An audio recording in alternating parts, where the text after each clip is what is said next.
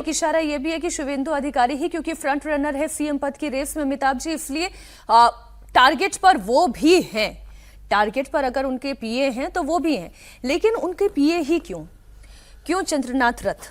देखिए क्या है कि बंगाल में तो पोस्ट पोल वायलेंस काफ़ी होता है। 2021 में भी अगर आप देखेंगे तो बहुत सारे इंसिडेंट्स हुए थे। इस बार पोलिंग के दौरान ज़रूर, क्योंकि सीएपीएफ की प्रेजेंस थी, तो पोलिंग वायलेंस कम हुआ। लेकिन अगर आप राज्यों की बात करें तो अगर राज्यों में नंबर 1 पर है Bengal post poll pre poll violence में, इलेक्शन रिलेटेड। अब बात यह है कि अगर ये तो बहुत ही दुखद घटना है, और आप अब ये समझ लीजिए कि अगर टीएमसी जीत गई होती तो क्या हो रहा होता। ये तो सेंट्रल फोर्सेस की प्रेजेंस है, टीएमसी चुनाव हार गई है, उसके बाद बीजेपी के लोगों पर, या बीजेपी का एक कार्यकर्ता भी शायद कल उसकी भी डेथ हुई है कोलकाता में ही, शायद कोलकाता में ही वो भी है ना। एक तो कोई फिर क्या हुआ है होता? बीजेपी के कार्यकर्ता, उनकी हत्या हुई और अब शुभेंदु अधिकारी जी के पीए की हत्या हुई है। तो दुखद बात है, इसकी जांच जरूर होनी चाहिए। देखिए वायलेंस किसी भी फॉर्म में सही बात नहीं है, और ये तो पॉलिटिकल आरोप है, इसकी जांच होगी। अब नहीं, लेकिन मेरा जो सवाल था जी, मैं उस सवाल के साथ आपके पास आती हूँ कि ये ही क्यों, उनके पीए ही क्यों? देखिए एक सॉफ्ट टारगेट भी चुनना होता है ना। एक आप हार्ड टारगेट अगर चुनेंगे तो उसके लिए फिर उसका अलग रिपरकशंस होते हैं।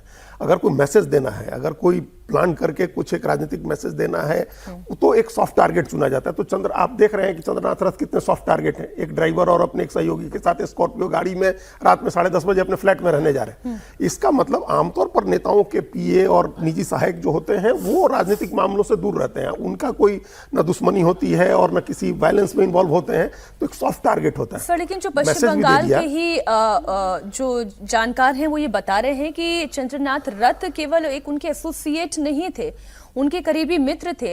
एयरफोर्स में उन्होंने काम किया था, वो शॉर्ट टर्म सर्विस में थे। और उसके बाद फिर वो लगातार शुभेंदु अधिकारी से जुड़े रहे। जब शुभेंदु अधिकारी एक दोस्त की तरह भी, और जब तृणमूल कांग्रेस में थे शुभेंदु अधिकारी, तब भी चंद्रनाथ राय उनके साथ थे और अभी भी उनके साथ। तो एक आप जब टारगेट करते हैं किसी बड़े नेता को, इससे तो निश्चित रूप से शुभेंदु अधिकारी की भी ताकत घटेगी ना। उनके सबसे क्लोज एसोसिएट को अगर आप मारते हैं, एक चैलेंज करते हैं, तो एक हमको सिर्फ अभी पहला यही लग रहा है जो आपने पूछा ना कि ये क्यों, तो एक सॉफ्ट टारगेट है जिनसे आप बड़ा मैसेज दे सकते हैं। आपको इसमें बहुत कुछ नहीं करना है।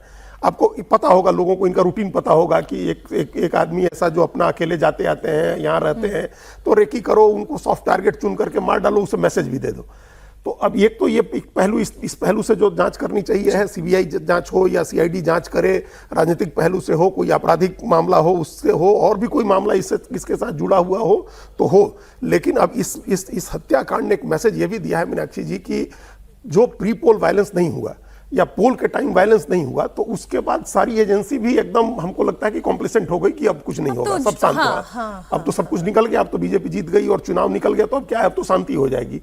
लेकिन फिर इसका मतलब कि सब लोगों ने गलत रीड किया पश्चिम बंगाल को। तमाम सावधानी और सुरक्षा और केंद्रीय बलों की तैनाती के बावजूद भी ये वायलेंस वहां हो सकता है। तो नए सिरे से रीइंफोर्समेंट की जरूरत है केंद्रीय बलों को भी और तमाम एजेंसीज को भी, चुनाव आयोग को।